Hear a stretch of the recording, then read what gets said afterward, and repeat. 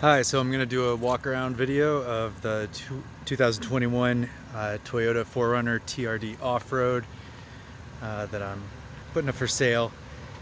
Put pretty much everything you can possibly put on a 4Runner. I'll just kind of walk around it first so you can see it from all angles. And then I'll go through all the different upgrades and modifications that it has.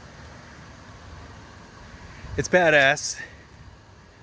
The more I look at it, the more I think I don't want to sell it.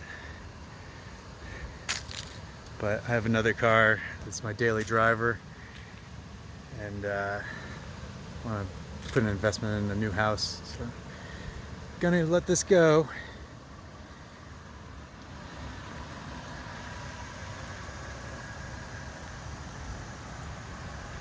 Alright, so I'll start on the front and then go to the back. We've got Morimoto headlights, sequential turn signals. I have the hazards on right now so you can see all the sequential turn signals.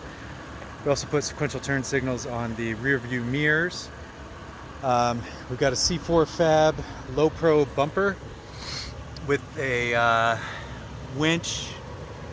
I forget what company the winch is, but standard winch, and then really cool winch hook with fair lead here. Down below the TRD skid plate, got some lower control arm armor, and I had all this powder coated to match. Springs are also powder coated, so kind of neon yellow for all the underbody stuff. On the lights in front, we got all of the lights are from Baja Designs. So we got Baja fog lights, Baja on the bumper, Baja ditch, and then the S6, 4 of the S6 Bajas up top. The wheels and tires, Kumho 34-inch tires. They're 295/70 R17s. They look dope. I love them. And then SCS Ray 10 wheels, which are really hard to get. They sell out like immediately. For the lift, it's a Dobinson's 2.5-inch lift. There's an extra 1/4-inch spacer on the front, and then SCS or SPC control arm, adjustable control arm in the front here. It's also painted to match, and body mount shop on both sides to get these wheels to fit. There's really no rubbing day to day, but if you hit pretty full compression at like a 30-degree turn angle, the right front will rub just a tiny bit. I never notice it day to day. It doesn't bother me at all. All right, moving on here. So roof rack is a Gobi Stealth roof rack. If you're looking to build your own one of these, that roof rack took 9 months for them to ship. They're backed up like crazy. Same with the C4 Fab front and rear bumpers. Those were both 4 to 6 months, 4 for the front, 6 for the back. So it really takes a lot of time to get this stuff. Also, the front and rear bumpers, those do not come powder coated. I had them powder coated. They have a nickel or zinc undercoating that prevents rust, and then this is kind of a textured black powder coating. You see on there.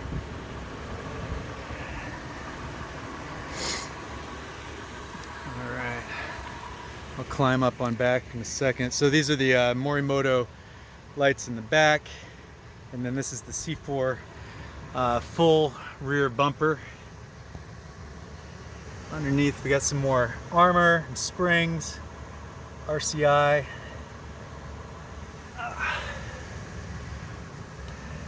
Got your I think these are Tread Pro. Shit, I forget.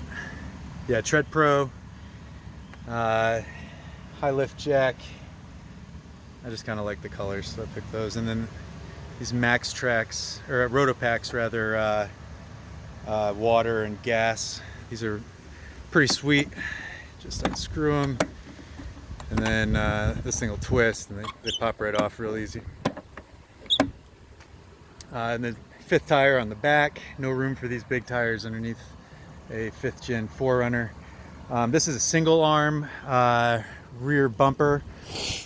I went with single arm because I think it's quicker and easier to open than dual arm, and it just feels really strong and stable.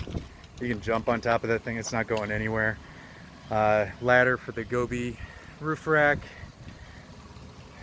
This has a swing out little table for camping. I will note there's some Baja Designs S2 Sports on the back. I didn't wire these. It's a huge pain in the ass wiring them, so those are just for looks. You can wire them if you want. The wires are underneath the truck. They're secured in there.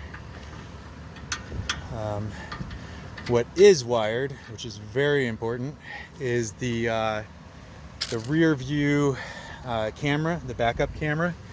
So that's coming through right down here, and then also the license plate light, which you need legally, I think, in most states. The rear view backup camera is a big job to wire. You have to wire it up all the way around the inside door here, and then back down the side and coming out into the bumper. So here's the back of the car. Let's see. So in the back, so we have OEM Audio Plus dual subwoofer system. You can see I do have some scuffs. The car's not perfect. It's been used.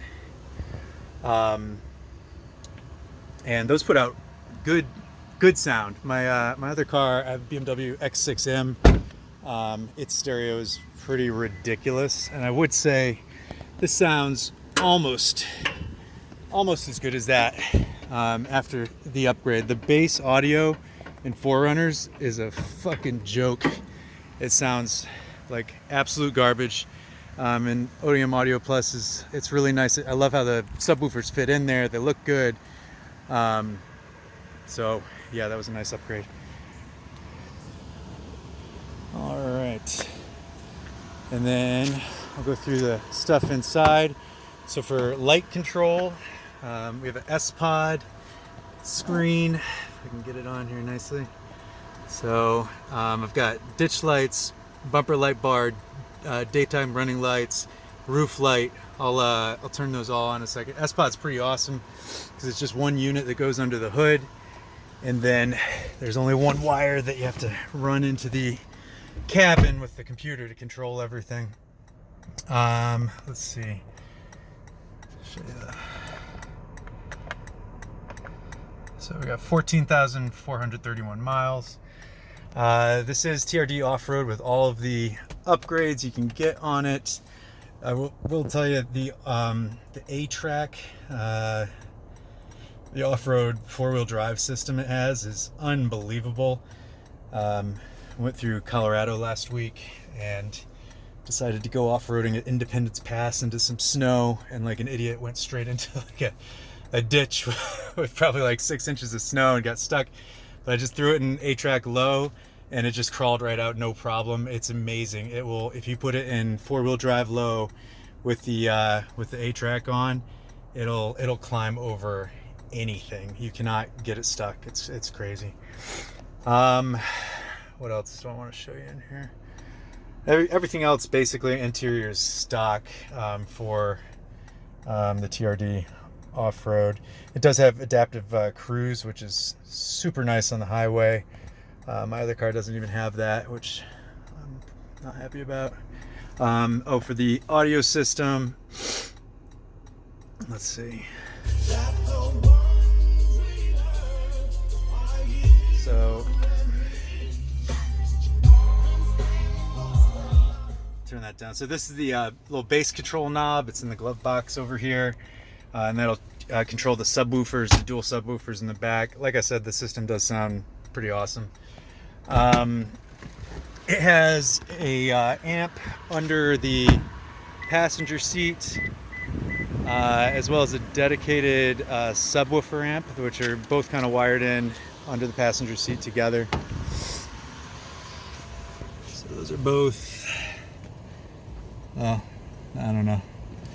You just have to trust me, they're under there. They work. So that's about it for the interior. Some things I will say that are not perfect about the car, and then I'll show you the lights when they're on. It does have some scuffs and scratches. I have taken it off-road. You can't really see them hardly ever, only in certain direct sunlight and stuff, but there are little tiny superficial scratches that go down this side of the car. On the front, we do have a couple areas of areas of a couple paint chips, just from going on the highway, I guess, having stuff pop up. There's one. So a couple little ones, not much. You don't notice them until you're up close, kind of looking straight at it. If I was going to keep it, I would maybe thinking about wrapping it someday, because a wrap would look badass anyway, and it would protect it from getting more scuffs with all the off-roading. But you know, I'll leave that up to you. What else? It is not fast. These big tires and all the body work are not aerodynamic. I have not done anything with the drivetrain at all. Toyota makes an amazing drivetrain. It'll last 300,000 miles if you don't mess with it. So I've not messed with this. You can, if you want, you can put a supercharger on, you can change the gear ratios or whatever. But I haven't messed with that. My 0 to 60 is probably 7 to 8 seconds in this, so you won't be racing anybody. And then gas mileage, if you're going around 70 miles an hour, you'll get 15 miles a gallon. If you go 84, 85, like I like to, your mileage will drop below 10, which is pretty crazy. I think it's just the lack of aerodynamics and wind resistance when you get up to speed. Another thing, when you're going around 50 miles an hour, sometimes you'll get a little bit of a steering wheel wobble. It's not bad. It does not bother me day to day. I think I've had it aligned perfectly. I'm sure it's not the alignment. I think it's probably, my guess would be that some of the balance on the tires is not perfect. These big tires, it's really hard to balance them and keep them balanced. You don't always feel it at 50 miles an hour. Sometimes I don't feel it at all, but sometimes it does give you a little wiggle. But it's only around that speed. It's not that bad, and it doesn't bother me. What else? Oh, one other thing. When you're going at low speeds in parking lots, you might hear the rear bumper kind of creaks a little bit. I don't know if you can hear that. It's not loud or anything. I've had all the bolts checked. It's on there super freaking tight. You can jump up and down on it. But I think it's the bumper kind of rests on the end of the frame, and I think it's just kind of the powder coat rubbing on the metal of the frame underneath the bumper or something. All right, I'll turn on all these accessory lights so you can see them on. They are blindingly, insanely bright. These Baja designs, they're super expensive, but they are incredible. I went through a trip in Colorado last week. Went off-roading in near Telluride nighttime and had these on, and it's like brighter than daylight. It's just crazy. After I turned them off, everything, I swear to God, everything seemed dark for like, it still does. When I drive at night without them on, which you cannot do legally in the streets, everything just seems dark afterwards. It's nuts. So, yeah, I can't see anything now. So yeah, if you want to go off-roading at night, you'll have no problem seeing anything. I will say, if you have all of them on like they are now, after 5 to 10 minutes, the battery will actually drain down. And this thing monitors the battery, so it'll just turn the lights off if that happens. You can see it's actually kind of working right there on it. But you can have the roof lights and the ditch lights on at the same time, or the bumper light and the ditch lights. It's just if you have all of them on, then it will kind of drain the battery down. Other little things, all of the interior lights have been upgraded to LEDs. The lights that come stock with the 4Runner are surprisingly dark. Got some nice LED, well, they're not going to turn on now, but LED under mirror lights that look good when you unlock it at nighttime. I think that's about it. So definitely hit me up if you're interested. I'm looking for a good home for it. Just want to find somebody who's gonna love it like I have. The reason I'm selling it, I was actually planning on moving to Colorado, but I've had career changes, or my next job is going to be still in the Midwest. So I'll be staying in the Midwest, and I just don't think I'm going to be putting it to good use in the Midwest here. And I have another nice car, so it's just kind of ridiculous as far as money. I'd like to invest in a house instead. So I think that's it. Let me know if you have any questions. Thank you very much.